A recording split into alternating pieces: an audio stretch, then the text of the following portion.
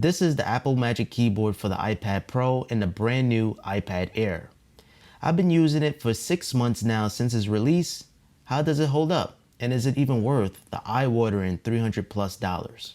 And let me tell you, this completely changes the way I use my iPad, whether I'm getting some work done or having that perfect angle for watching movies.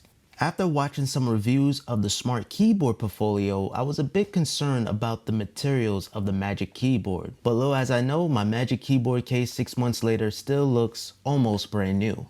Just the other day, I happened to drop my iPad Pro with the Magic Keyboard installed. This is a cellular iPad, so I could take it anywhere and still be connected. It protects my iPad. Now, the Magic Keyboard has a little scrape on the side by the Type-C port, still nothing too significant. It's a bit of a fingerprint magnet also, but a quick wipe with a microfiber clean cloth will get the job done. Now in terms of the keyboard, it's still clicky and it's still very nice to type on.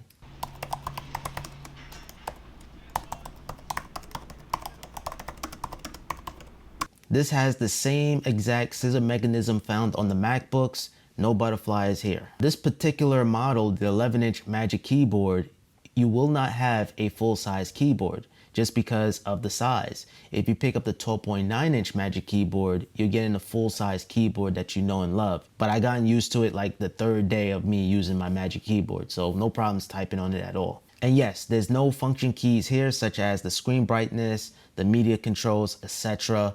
But I don't really miss it too much. If they were to add a function keys on the keyboard, it would have definitely compromised the size of the keys of the QWERTY keyboard. So in a sense, all your functions, you can do it on the iPad itself. Although it can get a little tedious going back and forth, switching media, turning down the volume. It'll be nice to have, but you'll get used to it throughout time. You may want to pick up a keyboard cover just to avoid any debris getting in between the keys. Unlike the Smart Keyboard, which is one material, the hinge held up extremely well, very sturdy, holds the iPad with no problems, and no signs of loosening up anytime soon. And at first I was a bit skeptical about the viewing angles. You would think it would have been unlimited, but unfortunately there's a limit on your viewing angle. But it's like Apple gave us the perfect amount. There's never a time when I wanted the iPad more back. Like I feel like the angle alignment is perfect. What's holding the iPad into place and giving that floating design are those magnets. And I gotta tell you guys, you're definitely not gonna knock this one off accidentally. Unless you want to take it off on purpose, you can do so very easily. So no accidents here. No charging, no pairing needed. You just connect your iPad using the smart connector on the back and you're good to go. They don't even give you a tutorial on how to use the Magic Keyboard because everything is familiar. Your same keyboard shortcuts are gonna work here. So pressing the space and the command key, that's gonna open up Spotlight. If you press Command H, that's gonna take you home. And you even have your basic functions such as copy and paste, which is Command V and Command C. Even your trackpad gestures will work here just fine. So such as swiping up with 3 fingers is going to take you home. If you swipe side to side, you switch in between apps. And if you swipe and hold, you have your app switcher. And if you want to close out an application, you swipe up with 2 fingers. So if you use a MacBook or if you have a trackpad for your Mac, you're gonna feel right at home with the Magic Keyboard. You can click anywhere, although there's no haptic touch where you could press hard on the trackpad for more options, it still works like a charm. Props to the engineering team at Apple for making this happen. And yes, the trackpad is smaller than a traditional MacBook, but that's only on the height department. In terms of the width, it's exactly the same like a MacBook. And even if you get the 12.9-inch Magic Keyboard, it's the same exact trackpad size. That's definitely one of my favorite things about the Magic Keyboard. Now I have tap to click enabled. You can enable it on and off in the preferences. It stimulates a click without you physically clicking on the trackpad. And yeah, in case you guys want to do that, you can enable it in the preferences.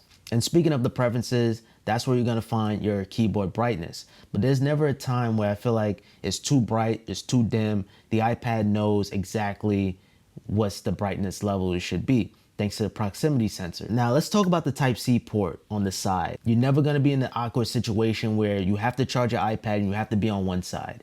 With the Magic Keyboard installed, you can charge your iPad on either side. Whether it's on the left or on the right, it doesn't matter, you're gonna charge your iPad.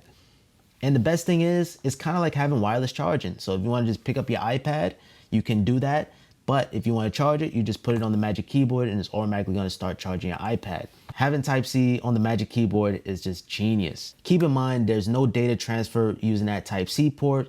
If you want to do any kind of data transfer, you have to use the Type-C on the actual iPad, not the Magic Keyboard. But that's not a deal breaker for me. Now, all in all, going back to the question, is it worth $300+ for the Magic Keyboard? And I would say yes. If you have $300 to spend and you have an iPad Pro or the newly released iPad Air, I would say yes. If you do any kind of productivity on your iPad, whether it's typing, doing PowerPoints, you're gonna need the Magic Keyboard. Now, yes, there are some alternatives out there such as the Logitech, you even have the Bridge, but you're missing out on certain features such as the Type-C on the side, the keyboard could be a little bit more cramped, and even the trackpad not clicking anywhere, only just on the bottom, not the top.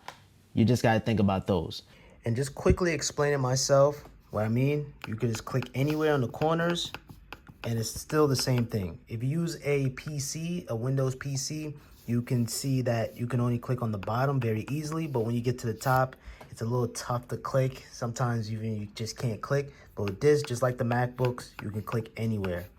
That's incredible. But either way, no matter which one you choose, whether it's the Magic Keyboard or the Logitech or the Bridge, having cursor support on iPad OS, on the iPad, is just a game changer. But I highly recommend the Magic Keyboard. It is easily my favorite Apple accessory of 2020. I am giving this a Pops approval, stamp of approval.